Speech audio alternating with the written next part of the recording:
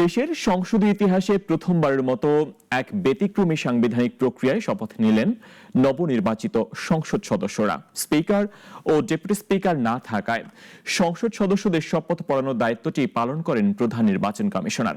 গণঅভ্যুত্থান পরবর্তী রাজনৈতিক বাস্তবতায় রাষ্ট্র কাঠামোর নতুন সূচনা নিয়ে তৈরি হয়েছে আলোচনা। আরও থাকছে মুনিয়া জুথির প্রতিবেদনে।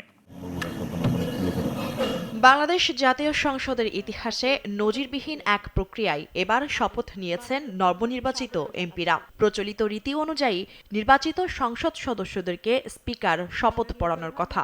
তবে ২৪-এর গণঅভ্যুত্থান পরবর্তীকালে দ্বাদশ সংসদ ভেঙে যাওয়ার পর থেকে এখন অবধি স্পিকারের পদটি শূন্য। এমন বাস্তবতায় ২৬-এর নির্বাচনের পর নতুন বাংলাদেশে ত্রয়োদশ সংসদের যাত্রা শুরু হলো ব্যতিক্রমভাবে। এ অবস্থায় সংবিধান অনুযায়ী সংসদ সদস্যদের শপথ পড়ালেন প্রধান নির্বাচন কমিশনার এএমএম নাসির উদ্দিন। সশ্রদ্ধ চিত্তে শপথ। সংসদ সচিবালয়ের নির্দেশনার ভিত্তিতে এই শপথ আয়োজন সম্পন্ন হয়। স্পিকার ও ডেপুটি স্পিকারের অনুপস্থিতিতে সাংবিধানিক শূন্যতা তৈরি হলে বিকল্প ব্যবস্থা গ্রহণের সুযোগ রয়েছে। এই বিধান প্রয়োগের মধ্য দিয়েই কার্যত সেই সাংবিধানিক পথই অনুসরণ করা হয়েছে। বিশেষজ্ঞরা বলছেন এটি কেবল প্রশাসনিক সমাধান নয়, বরং রাষ্ট্রের ধারাবাহিকতা রক্ষায় সংবিধানের নমনীয় প্রয়োগের একটি বাস্তব উদাহরণ। গণতান্ত্রিক প্রতিষ্ঠান সচল রাখতে প্রয়োজনীয় সাংবিধানিক বিকল্প ব্যবস্থার কার্যকারিতাও এতে সামনে এসেছে।